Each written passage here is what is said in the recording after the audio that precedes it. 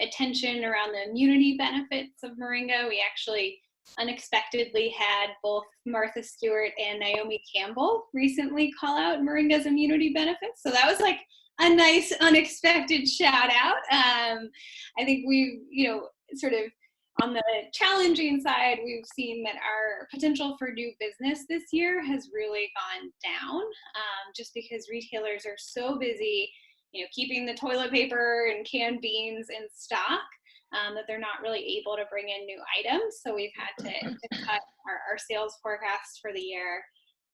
But our team is, I feel very lucky to be part of a great team that's really thinking creatively about how do we embrace the opportunities, how do we invest more in digital, how do we, try to find other ways of getting in front of consumers. So we're doing all right, but it is a rocky ride, I think, for everyone.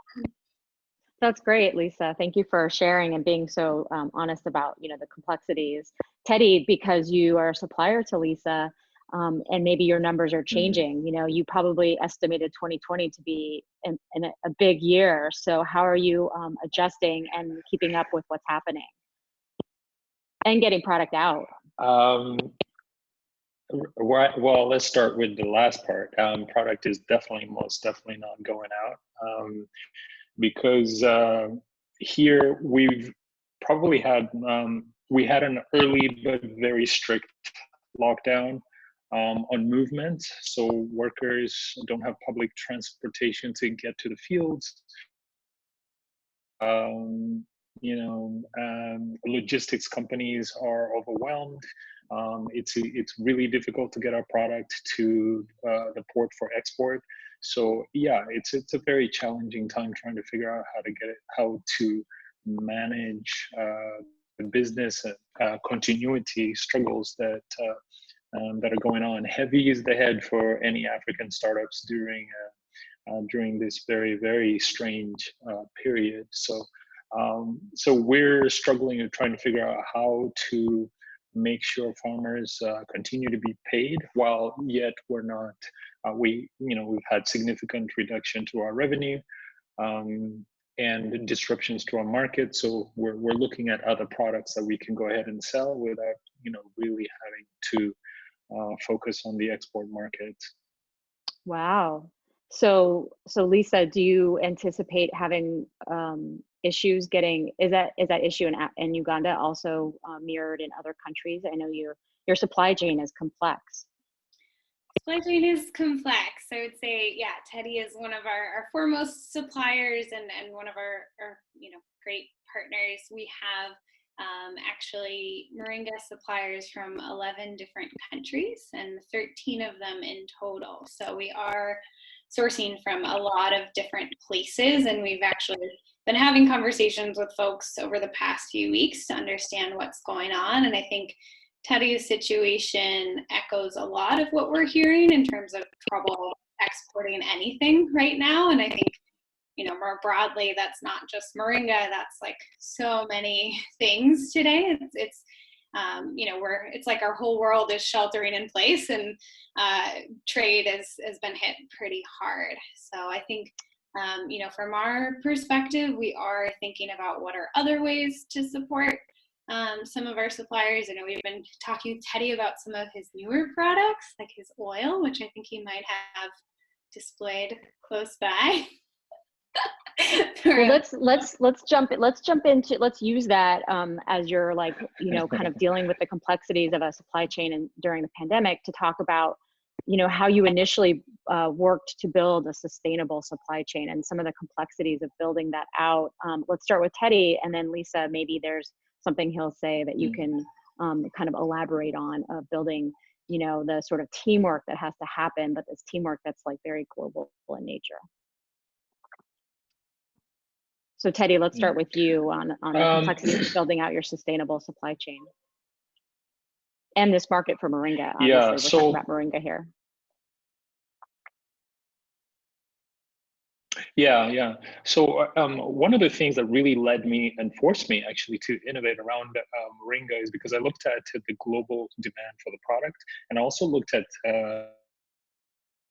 the multitudes of benefits that I could actually use as a catalyst for driving change within the community, since it has a plethora of uses and product verticals that you could actually make. So you could be very, very profitable if you're able to design a supply chain that can cater to all of the different product verticals as your company grows. So in very early on, one of the things we realized a couple of things about the supply chain when you're working with subsistence farmers.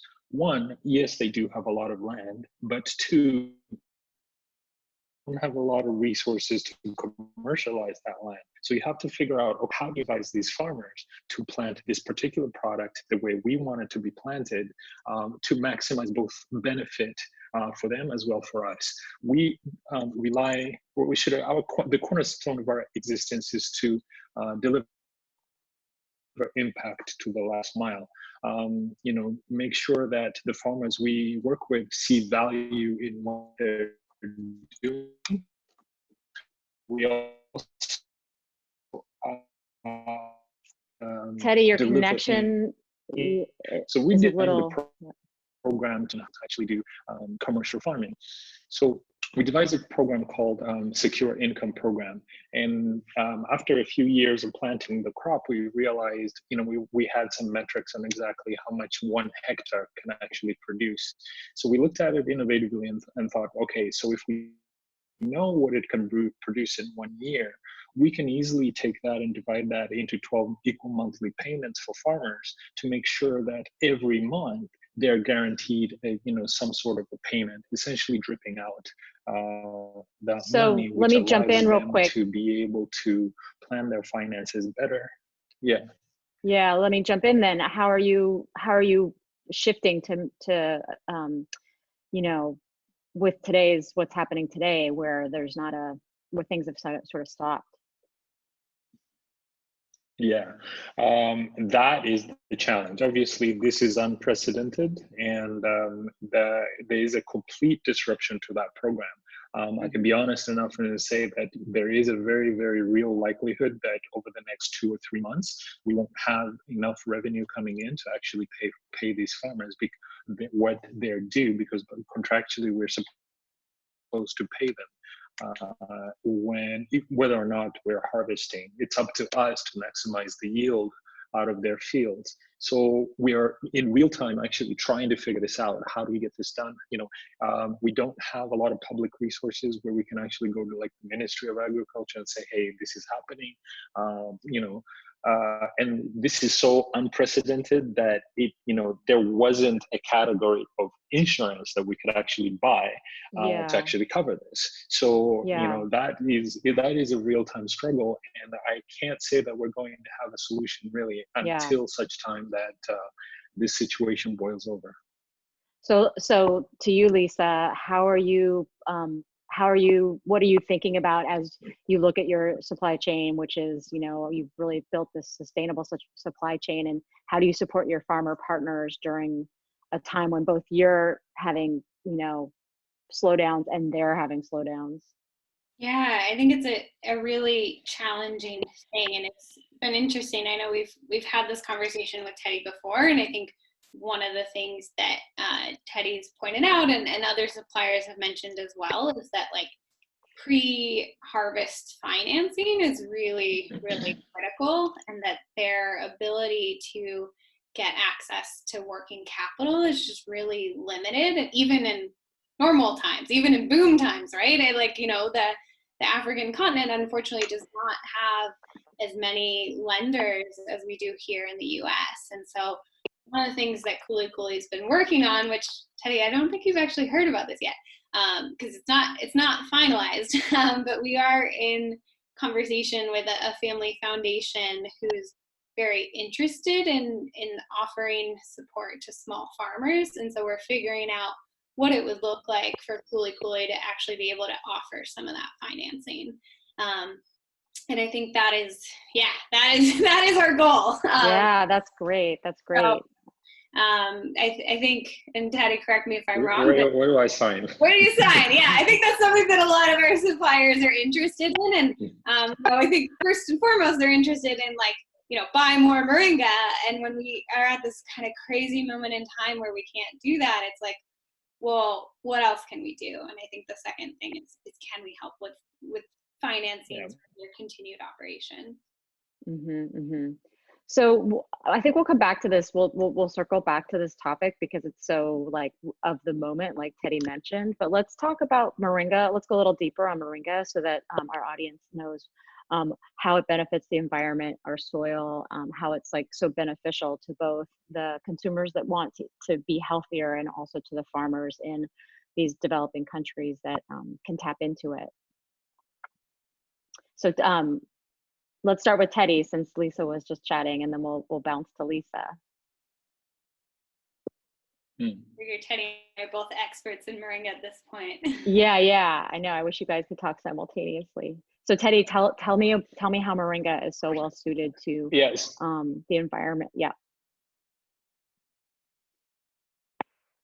I think our connection's real slow. I love talk because I think yeah, it is. Sorry about that. So I really love this topic, and I love the this product itself, and actually farming, because it's so easy to deliver so much when properly designed. I love the ability of moringa to easily adapt to climate change, climate smart agricultural practices. The way we implement those is we make sure that we are very aware about the entire ecosystem when we do plant these trees. So it's not like we are doing sugarcane farming where we have to essentially clear cut the entire forest so that the sugarcane can actually do well. Here we design our planting in such a way that we, at the end of the day, end up restoring the environment. We want to make sure that we have functional food forests, and that means that farmers are able to plant commercial farms to earn money, but also at the same time simultaneously be able to do food crops where they don't have to worry about food security. But also at the same time, those two activities have to come together to be climate plus, the way I like to call it, basically an asset to the ecosystem. The ecosystem doesn't degrade just because you're farming commercially. We want it to be a climate positive approach to where we are, as we go year on year, we're planting more tree products based on trees that also add to the environment. Afforestation, or should I say deforestation, is a huge problem. And moringa's ability to exist symbiotically with other crops really lends it to such a business model where we are actually a positive impact on the environment as well as the community, as opposed to any other crop that we may plant. Do most of your farmers have diverse farms that they're farming, and do they have sources of income outside of moringa, Teddy?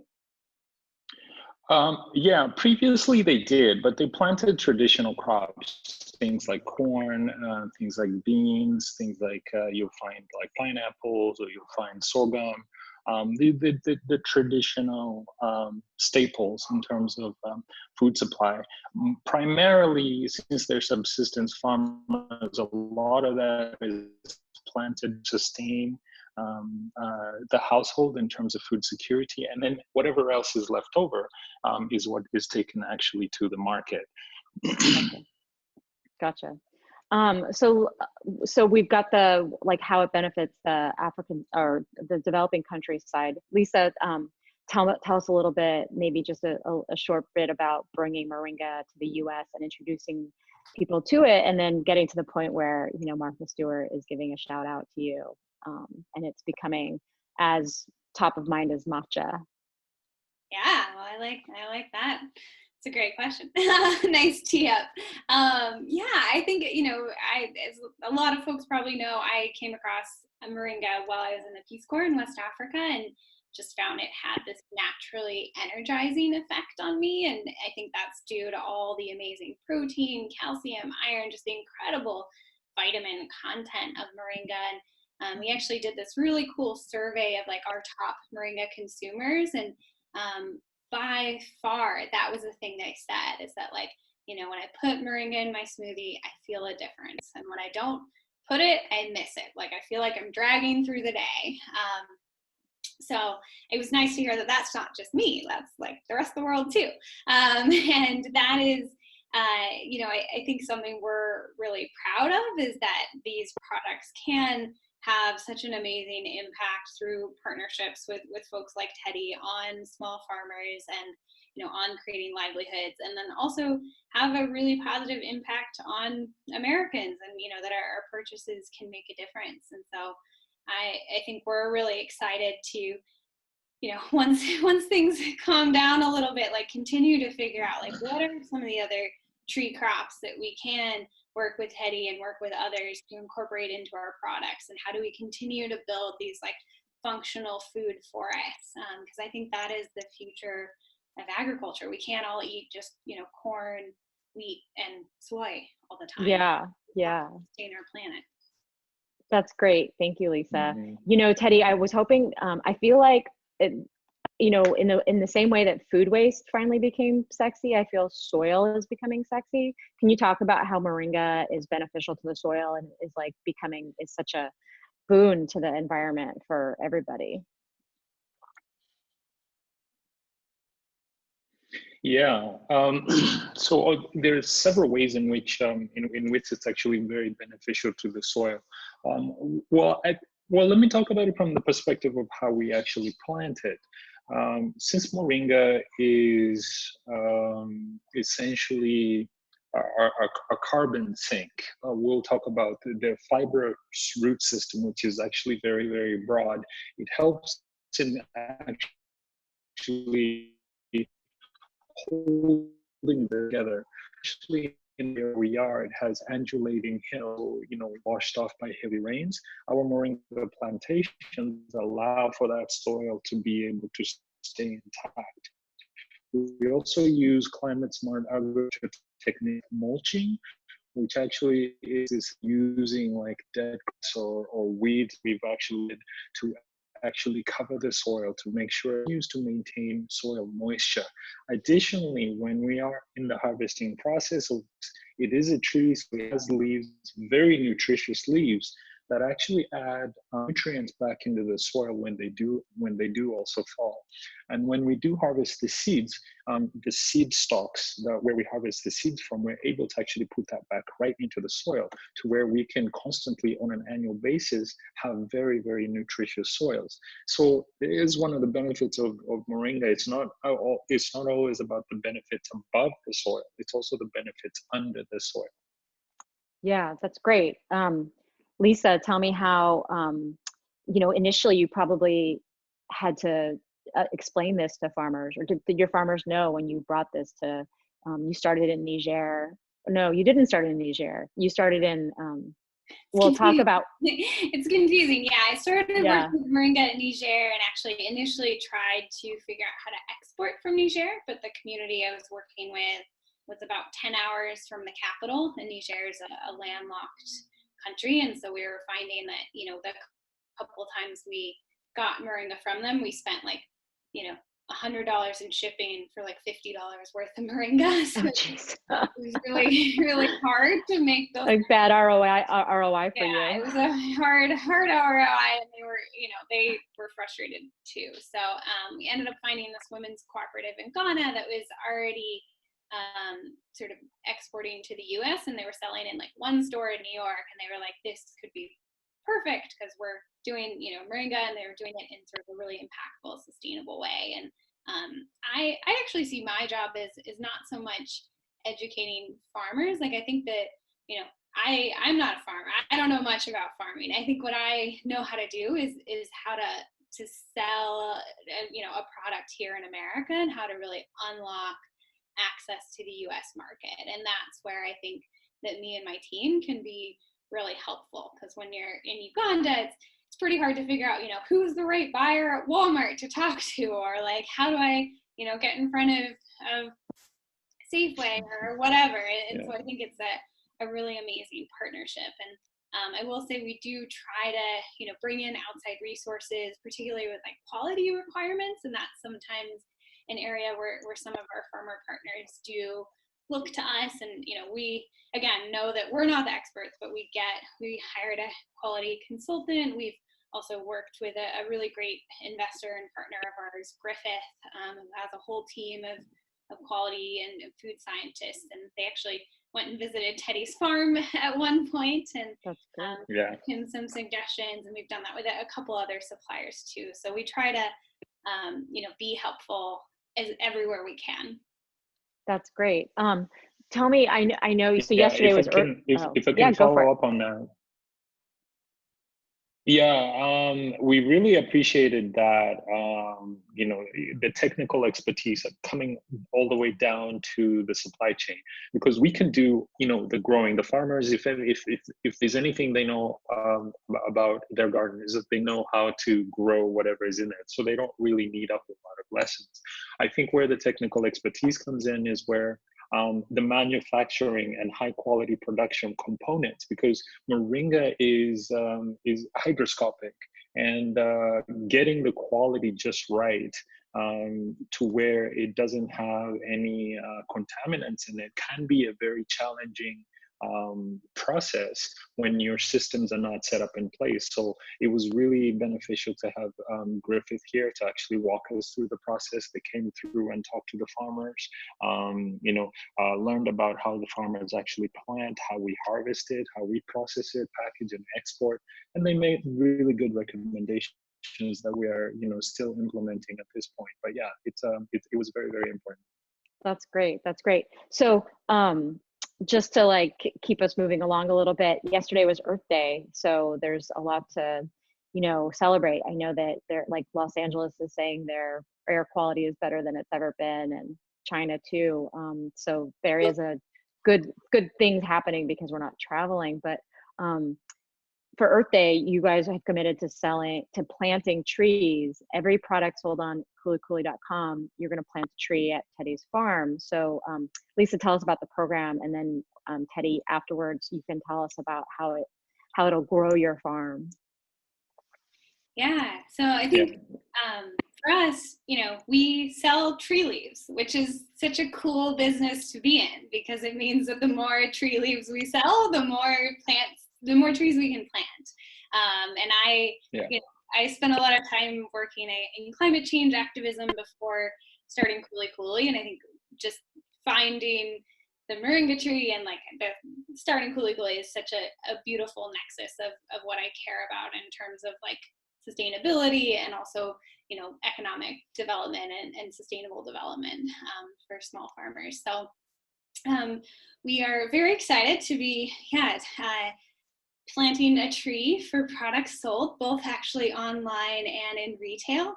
And I think, you know, sometimes people are like, oh, you know, 1-for-1 models, like those are overdone. And I think they can be overdone.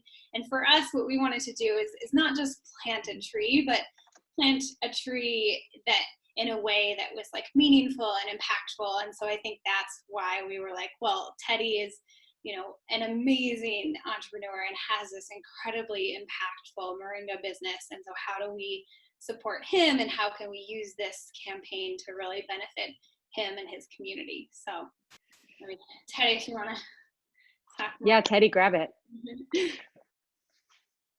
Yeah, so she's absolutely right. I mean, tree planting and afforestation have been very much at the center of our business model and our impact model. And this partnership this month for Earth Month is actually, I mean, just really fortuitous. So the opportunity to plant, you know, 5,000 trees really helps us support our business model going, you know, our long-term business model was to have various product verticals based on trees. Like, for example, we know for like the vegan market, jackfruit, which grows really well here in our climate change, is very big in the vegan and vegetarian market. So we're going to plant that and have that. We've got coffee in the pipelines. We've got additional fruit trees that we actually want to engage in. And those will help support our dual mission, both to make sure we engage in afforestation efforts within the community, but we also at the same time are able to commercialize each one of those crops and to help support farmers, because for every plant we're able to, farmers end up earning more. So they start with moringa, but then begin expanding out from there, so that they have a full scale revenue stream coming That's their great. way. And maybe even though the import export is a little slowed down right now, maybe the trees being planted is something that we can do that's tangible, that can continue. Yeah. Exactly. So in times of crisis like this, where business continuity is a little bit interrupted, we can focus on, okay, how do we use this time to prepare even for an even better future? So being able to plant 5,000 trees in this downtime will serve us well down the line. And those seeds and seedlings are also being grown on site in your farms, right? Yeah, they're all available in the community. So we're very much focused on replanting what's already there, indigenous forests and that's fruits great. and plantations. That's great. So Lisa, how every food company I know right now is trying to do online sales. How are you generating online traffic to go to sales for you guys? Yeah, well, that is, full kudos to our amazing marketing team. They've like pivoted really on a dime from being, like 90% of Kuli Kuli's business is brick and mortar retail, and we can't do anything at stores today, and probably won't be able to do much for the rest of the year. So, we are taking a hard look at our website. It's about 3 years old. We haven't updated in a while, so we're actually kind of going through a whole process to update that, refresh the content, kind of refresh the checkout process, make it a little easier. We've also been doing some really cool different ads and doing some different campaigns to just kind of help people find what they're searching for. And my co-founder, Jordan, who's actually on the call, is a software engineer. And when we first started Kuli Kuli, we were like, oh, great, we'll throw it up a website and we'll start just doing online sales. And we did that. And what we found was that nobody was searching for moringa. Like, it just wasn't on most people's radar. And so like our online, our initial like e-commerce business just like didn't do much. And I think now we're, 6 years later, we're in a very different position where this is actually a product that people are looking for. Like, our retail products are in 11,000 stores and doing well there. And now a lot of those people don't want to go to retail and are looking online and specifically looking for products that can help boost energy and boost immunity. So we've heard from like a lot of moms recently that like, this is a nice, our get well soon shots have just like made them feel a little better about, going outside, and that they just appreciate having our products in their pantries. That's great. And yeah, so while we're talking about online sales, let's give a quick little plug to Teddy. You created a moringa oil from the seeds, which I'm excited to try. I was like actually looking for it. I'm like, when can I buy this? Tell us a little bit about the oil, which is so wonderful to see you come up with new products from the moringa tree.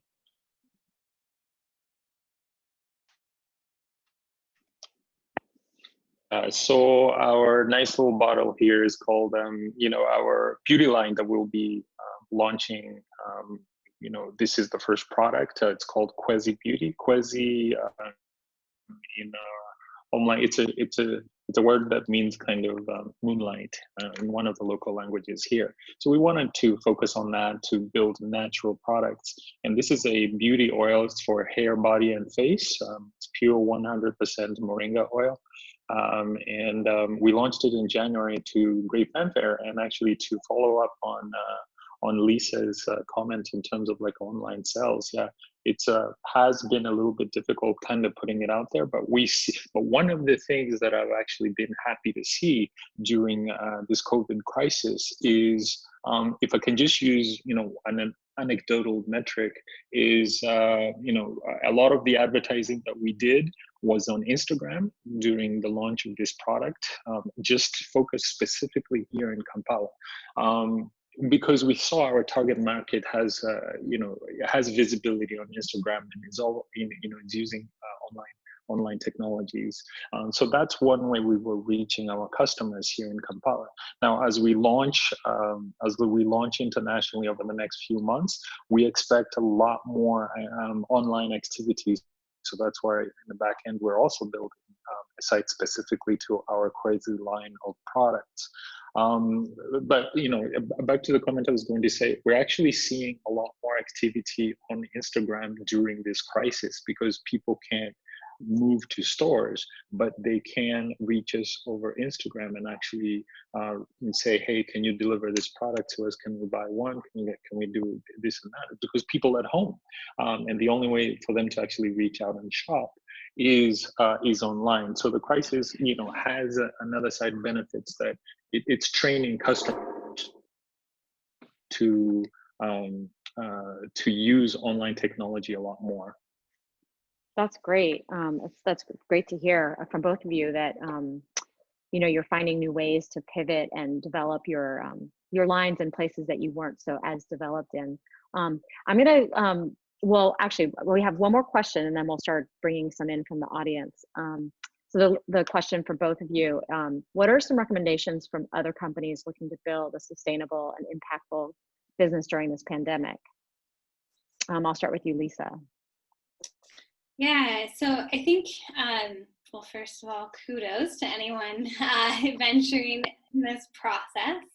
I think it's really important to find the right partners and to really understand like where they're already strong, what they're good at doing, and where they might need support from you, and really to go into it with a mindset of sort of like Teddy and I were talking about, like farmers know how to farm, right? What they don't maybe know how to do is, how to like market a product in America. And so making sure that you build the assets on your team to kind of support your end of it. And also, really trying to be careful not to, under promise or sort of over promise and under deliver. And I am sort of the first to admit that unfortunately, Kuli Kuli's sales forecast has gotten cut in a pretty dramatic way that we didn't anticipate, and that has made me feel very strongly that I've kind of violated my number one rule, which is like you don't tell farmers to plant something that you're not going to buy, because I think at the end of the day, like that is like the worst case scenario where they spent their limited resources planting a product that you can't purchase. Yeah, wow. And Teddy, what are some recommendations that you have for companies looking to build a sustainable business right now? For me, the recommendation is to think about the community that you're actually working with. If you're going to be fully truly sustainable, I think you have a 360 perspective. Are you engaging with your supply chain or the farmers that are planting with you in a sustainable way, or are you taking advantage of them? Because Moringa is such a we could actually mechanize our entire operation and run a 50-acre factory with 10 people. But that was not the model we actually wanted to do. We was, here's a crop that is actually a very good catalyst for social change. If we're going to be successful, let's all be successful. Let's all be part of this, because we're trying to change both mind, body, as well as planet. And this planet we all live on. So wherever neighborhood that you're actually in, ask yourself, is like, are we adding value to this community that we're working in? Or are we simply excavating value out of it and then leaving a lot more damage that we found there? And I realize that takes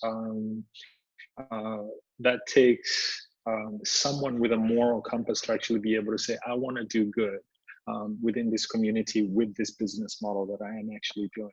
But I think you don't put sustainability as an add-on to your business model. It has to be integrated in your business model.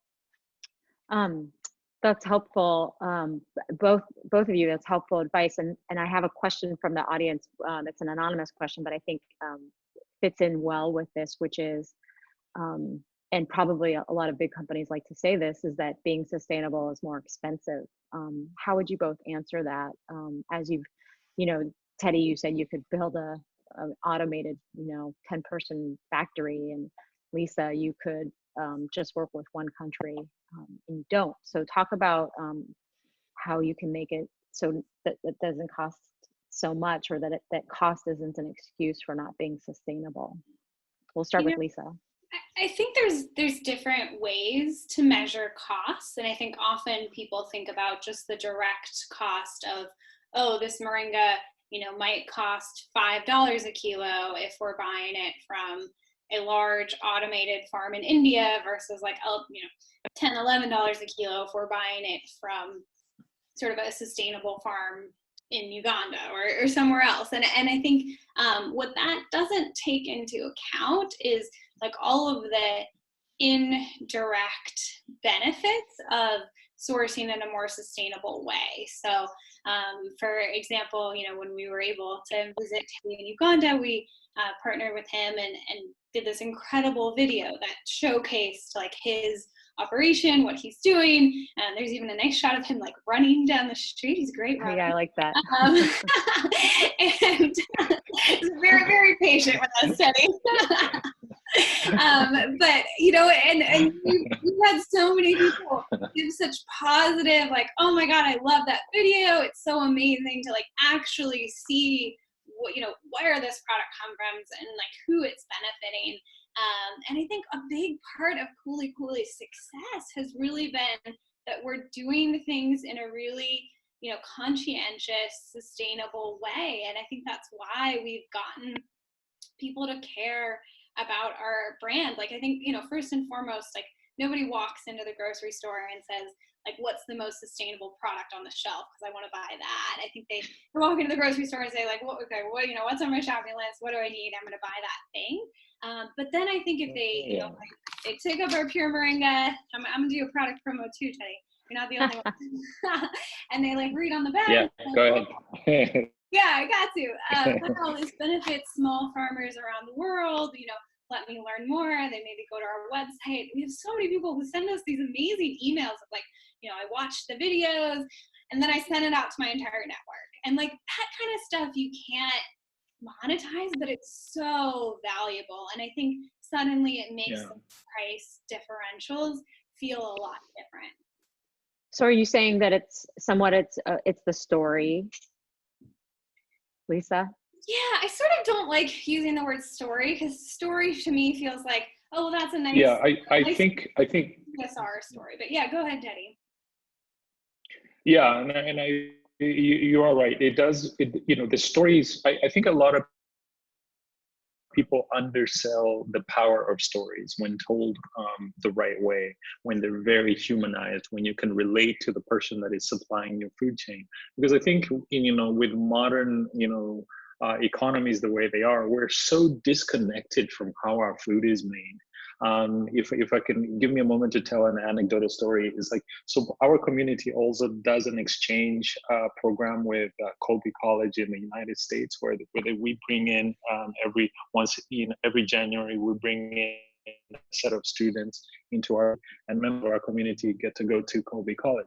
So when those kids from Colby College actually get to come and stay with our members of the community, and some of them are our farmers, so they get to experience things like the customary invitation whenever a visitor comes, a chicken dose is served. So some of the students were really traumatized by that experiences because they're not that close to their food, right? You go to a shop and you pick up, some packaged chicken and you don't ask how it actually was made. So I think how you tell the story and how you connect your customers to their food and the power of their purchase. So it's not some big box, ABC company that is making commodities by the millions. It is small companies that are very highly focused on changing the lives of people, and those stories, well packaged, can actually appeal to a lot of customers. And maybe just one thing really quick. I know we've got more questions, but just to add on to that, because I think it's so important to just understand like that transparency and like authenticity is something that so many food brands in America are searching for today. And it's one of the things, I think it's one of the reasons that Kellogg invested in us, that Griffith invested in us, that like, you know, we've maybe like, you know, paid a higher price, but we've gotten so much out of that. And there's so many larger brands who are trying to figure out like, how do they have more transparency and authenticity within their supply chains and with the food that they produce. So I think it really can't be measured. Yeah, that's great, you guys. Let me get another question from the audience. There was a really great farmer question that I have for Teddy. So any suggestions, this comes from Jamie, any suggestions on how to have access moringa trees for smallholder farmers in Morocco? I was a PCV in Morocco, and we've had discussions about the benefits in drought-prone regions, but we aren't sure how to access the trees.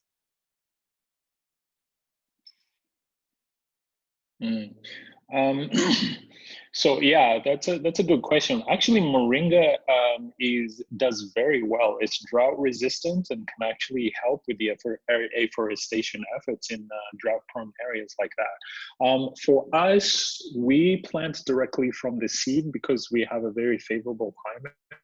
So anywhere we throw a seed, it's likely to actually grow.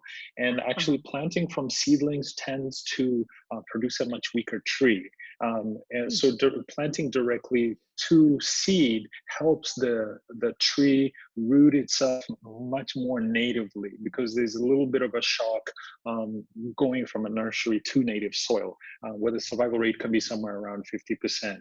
So I would say if they're unable to get the seedlings there, see if you can look for the seeds. And maybe offline we can actually talk, and because we've got some seeds and we could see about actually being able to supply them over there. But yeah, that would be so it would great. definitely do really, really well, especially for oil. That would be great. Thank you, Teddy. So we actually have a lot of farmer related questions, which isn't a surprise. I knew Teddy was going to be the popular. So, you know, we talked about this a little bit at the beginning, which you said that your farmers, you know, because the moringa export has sort of like stopped right now, how are your subsistence farmers sustaining themselves during the shelter in place? And you mentioned that they couldn't transport themselves to their fields, and how is that affecting the crops? Are the moringa trees being neglected? Or are they close enough to the home that they can still work? What are they doing? Yeah, the transportation comment was about the workers. The workers unable to get to our factory to actually process. Oh, your factory. Gotcha. Yeah. So, but for farmers, their fields are right next to their houses, so it's not an issue for them to be in their gardens to actually be working on the food crop. The benefit of the timing right now is that it's planting season, and two, there's plenty of rain, so farmers are still out in their gardens, you know, doing the social distancing in the garden, but they're able to plant the food. As you know, from a traditional perspective, there isn't really a huge impact in terms of their ability to be subsistent with from their own gardens. So what about the farmers your workers that can't get to your factory? How are you just put a pause on working? So yeah, we did unfortunately have to put a pause on working because, you know, heavy is the head of CEO in these times, having to make really, really you know, drastic decisions that impact a lot of people, but you also have to think about it from sustainability of the company with a little bit of sustainability of the employees, because we're a high impact company. But at the same time, we have to make decisions to make sure that we're still here after this crisis. So it is a little bit difficult. It was difficult on production because we knew the kind of impact it would have on our employees, but also some of our farmers as well who rely on that income. But hopefully this thing doesn't stretch out too long, so that we're able to resume business as normally as we can as we recover from this time. Right. So here's a question that from the audience, and it actually might be sort of something that helps you, which is, have you previously explored getting financing from climate aligned investors based on verified carbon sequestration? So like, I know Lisa wants to plant a tree for every Kuli Kuli product sold. You're going to be planting more trees. Here's like a perfect opportunity to like really capture metrics and then find maybe some climate aligned investors. Absolutely, yeah. We were able to raise some capital from partners from their yield fund, which is a partnership between NSSF here and the European Union, and also IFAD is also in there. And a lot of the questions pre-investment, obviously due diligence, was to look at, what kind of impact are you actually doing? There's also a climate component. There's also, a social impact component to that. So yeah, we're starting to see a lot more, especially in the agriculture sector, investors who are asking the tough questions of sustainability in your business model. Now, in terms of carbon sequestration specifically, we are setting ourselves up specifically for that. But in order for those kinds of schemes to actually work, you need a high volume number of trees. So adding 5,000 more trees at a minimum during this period definitely helps us get closer towards having the ability to apply for for sequestration funds. That's great. That's great. So we're gonna like pivot a little bit and talk more about the commercial line. Lisa, this question is for you from the audience. And by the way, we have an audience of about 45 people watching, and they're from Chicago, Teddy's in Uganda, I'm in the Bay Area, so is Lisa, and we've got Silicon Valley, so we've got people from, I think we've got this person from Morocco, so it looks like we've got a good, really interesting, diverse group of people. So Lisa, you've got a full product line of bars and smoothie mixes and shots, wellness shots, which I like a lot. But Moringa powder seems to be like the star. How do you bubble up, and how do you get the other products out to consumers? Yeah, it was sort of funny. We started with bars, and then we did this. We said like, oh, okay, maybe we'll test out Moringa powder online, and we put it up on our website about 2 weeks before we unexpectedly got this call from MSNBC Morning Joe that they wanted to feature us, and so we went on national television, and then like in one day we got more orders than we had gotten in that like entire year. And so we out of stocked, and it was a mess. But I think ever since then we've been like, okay, Moringa powder, like people like Moringa powder. So that is definitely our flagship product. That is the product that is in about most of those 11,000 stores. We also do pretty well, and I'm just going to be fully promotional here. We also do pretty well on the chocolate peanut butter, which for folks who maybe don't love like the sort of earthy matcha like flavor of Moringa, the chocolate peanut butter just like tastes amazing even mixed with water, so that's been pretty good. And then this like get well soon shot has been doing really great. So, I think it's slightly different audiences. I find the pure Moringa consumer is like the total purist of like, I make my morning smoothie and I put in this powder and this powder and this powder, and like, that's all I want. And then I think there are other consumers who are like, okay, I want, the sort of goodness of Moringa, but I want it in a more convenient on the go type fashion. So we've done, pretty well at getting those products all across the country. And I'd say right now, I think Pure Moringa is the winner, and the shots are the fastest growing. So that's great. pretty exciting to see. And weren't you just on Chopped? Wasn't Moringa just on Chopped? Moringa was on Chopped. I know. We actually, we were supposed to have the winner. We were going to have her come out. We were going to do a big kind of screening at an indie movie theater, and you know, coronavirus cancellation, add that to the long list. But it was a cool win to just, I've been bugging that producer at Chopped for literally 4 years. And when she said yes, I was like, oh wait, really? Actually? So That's great. That's great. Fun. That's great. Okay, I think we've got one last question. I really like this question. It's anonymous. I'm not sure why. Both of you, if you had a magic way, donation or financing, that would help support your farmers' livelihoods over the next few months until exporting is normalized, what would that look like? We'll start with Teddy. I would definitely love a universal basic income sent to them during this difficult time, so that they're able to continue as well as for domestic food security. So I think if we had the ability to access funds where that could be sent directly to the farmers, that would be a huge help. Yeah, and Lisa, what do you need from a business perspective to help support your very global supply chain in this same fashion of this magic wand? Magic wand, I think it really comes down to that pre-harvest financing.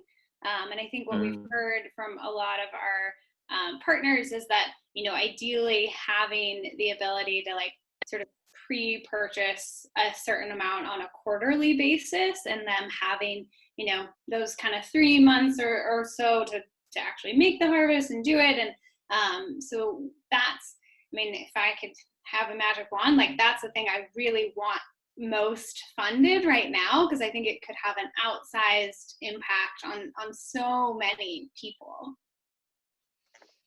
Yeah. So we're kind of wrapping up. Do you guys have something you want to say? I guess let's see. It's April. Many of us, at least in the United States, I've been on lockdown for 4+ weeks, and it's continuing. What do you see? You know, what do you see for the summer or the fall? Give me your like hopes for what happens this year, the rest of the year. You know, I think this is a terrible crisis, and I don't want to celebrate that in any way. But I'm hoping that, you know, a lot of us, and myself in particular, have had a chance to sort of step back and think about the things that matter most. And that when our world comes back to normal, that, you know, maybe we're able to do more virtual meetings and not have to like fly on a plane for a 20-minute meeting with a Safeway buyer, which has actually happened to me. Or you know, I think there's so many ways that we can be more sustainable to the earth, and also self-sustainable. That's great. Thank you. Yeah, and Teddy, hopes for the rest of the year? I think I think along the lines of what Lisa is saying, I think it would really be sad if we came out of this without a concerted effort to pivot in how we operate. I think technology has jolted us to realize that yes, we don't need massive gas guzzling cars. We don't need to burn all of this fuel. Life can go on. We can figure out how to be carbon neutral and still be okay, and still be profitable and sustainable, and still be happy and create happy communities.